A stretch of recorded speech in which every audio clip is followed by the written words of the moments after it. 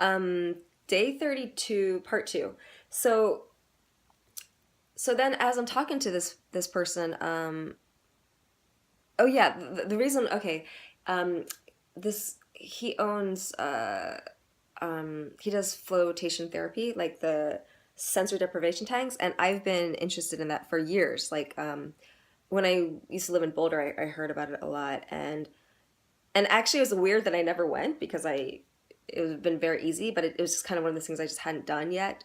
Like skydive, I've been meaning to skydive for a few years, and I still haven't done that. Um, and so yeah, so I was really excited. I was like, oh, where is it? Like, yeah, I can do that. And then it turns out that at their place they exhibit paintings, and they feature like an artist every month. So that was also a cool thing. And yeah, so there was a lot of things like that that was neat. And then I went to dance class. Um, oh, and the other thing was, so this pink flowering tree. There was another one. So there was one at the entrance of that little path, and there was one that looked very kind of sparse. You know how, I don't know, I'm thinking of like Oriental paintings, like how sometimes like spindly things are more beautiful, like their delicacy or their fragility. Just like how I like things that are miniature or small. It's like when something is kind of sparse, there's a beauty in that, like like branches in winter. So there was this one pink flowering tree that had that quality that I kept looking at, and it reminded me that yesterday. So I'm taking this course about storytelling, because I'm, yeah, way into just, I just see life as a story. And so one of the exercises was to go into a natural place and notice something that strikes you, and then be with it, and um, think about what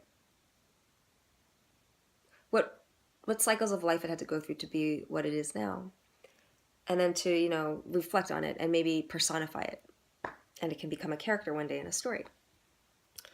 So that day I went to take a walk, but it was pouring rain, and again, I live in this townhouse community, and there's kind of like small wooded areas near it where I usually go. But that day was like raining, and it would have been muddy and it hard to even see things. So I'm walking around thinking, nothing's really striking me. But then all of a sudden, there was one of these pink flowering trees, like, planted like next to the sidewalk. But it struck me as really beautiful because the color next to the darkened sky was so vivid and so bright. Um, and this tree looked so delicate, but here she is like in the middle of the storm, and I was just struck by it. So I went closer, and I was with her, and what came to me was, yeah, she was transplanted. She obviously doesn't belong in this place that she's in. Um, but she's making this kind of sterile space beautiful, adding beauty. And and though she is looks so delicate, she's not fragile. She's strong, and even though she's not yet bearing fruit, she had so many blossoms, so many blossoms. I took a piece of her, which, this is what it is. And each blossom looks both like, they look like little, yeah, clitoris. Every single one of these looks like that. And so just like a bounty. So on one hand, she looked very slim and small and not fully developed. And at the same time, she had this kind of such an abundance of these tiny buds just growing. So I just took it as a reminder and a reflection for me And I wasn't sure how to personify her, but I saw her as this like dainty pink thing. And so I'm thinking of calling her like a blossoming beauty. And the town, the city that I'm in is called Silver Spring. Um, and the road that I saw her on is actually, I think it's called Moonlight Drive. So yeah, just a beautiful combination. And it's really interesting how, when you hear something all the time, like Silver Spring, I just picture this kind of like not that great a city, um, but if I hear it as if I'm hearing it for the first time, I mean, it's beautiful. And what it reminds me of is like the wellspring of the poet, it's like magical and mystical and almost like the fountain of youth. Yeah.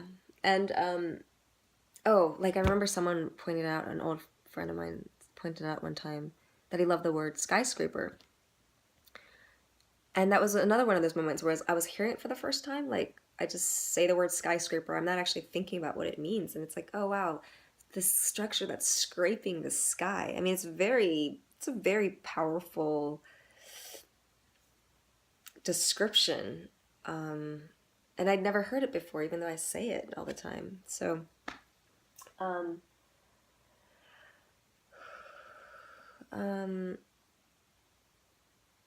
yeah, so just the lesson in, I was just really happy that I'm learning to be more comfortable with just showing up somewhere, um, and allowing something like beautiful like this to unfold. Oh, and the other thing is, so this morning I submitted an article for Elephant Journal, this online thing, and it was the first time I've ever done something like that, and as an adult, and I heard back from them today, and they said, I like the content, but try writing it this way, like it needs more, whatever. And it didn't surprise me, and I was like, oh, this is good. It's like getting free advice on writing better. And it's really important for me to write well because I mean, I always felt like I was going to write a book or a couple, and for storytelling, I mean, it's always good to know how to structure something so that it speaks to people. But the more I sat with it, the more I was like, I don't care. I don't. This is not what interests me. And I was really like, Jane, are you just being lazy? Like I knew that what the editor was suggesting was correct. And I was thinking, you need to learn how to write for all the reasons I just said. Like if you want to like serve people and reach people, you need to be able to communicate clearly. And writing is a very strong form of communication, and I enjoy it. And so it's like, you need to take this opportunity to learn and to get better training and becoming a more effective writer. And then I was like, is that true? I mean, is it really to serve other people, or is it to serve my ego? Is it to serve the part of me that likes to think of myself as a good writer or wants to publish books or thinks I should be, submitting in journals so that I can um, seem more successful or get more reach so that I can not really as much to help people as to just as a marketing strategy. So I'm just gonna sit with that and not do anything because I'm really just trusting. Like, if it doesn't give me absolute joy and it doesn't feel natural to me, like I'm not gonna force myself to do things with um, the pretense that it's like for the world. It's like the world doesn't need me to do something if it's not something that makes me happy. And I just feel more and more like I just don't give a fuck. Like I'm like, I don't want to become a better writer or better fucking anything. It's like if I'm going to develop myself or evolve, I want it to be just through this, the way an animal grows. Like not because I'm like instructing myself and trying to fit into some fucking guideline. And then, even as I'm saying it, there's a part of me that's like, but, then you're not going to master anything. You're not, and it's like, yeah, that's great. Maybe I won't master anything. My life is not about trying to master some technique or be an expert in anything. It's to really learn how to fucking enjoy myself. And yeah, I mean, I'd like to be able to sustain myself and you know, and in this world, kind of, you have to show yourself as like some kind of expert to have people maybe come to you or want to pay you for things. But I don't know. At least within these 40 days, I'm really just experimenting with not buying into that and seeing what happens when like even this thing with the meditation museum, you know, if I went going like I usually do, like, oh, this is my opportunity to get like a speaking gig, so maybe I can get clients or whatever, instead of really going into it like, I'm really here just to connect and see what happens. And who knows? I mean, with this like new friend I met, like maybe I will end up you know, connecting with people that will eventually become clients, or maybe my art will sell. I mean, who knows? But the to just not care, you know, and it's like, it is scary to think I'm not going to have like enough income that sustains me, like, but right now, today, I mean, I have so much. I have so much. I have food that I'm not eating because I'm choosing not to eat, you know?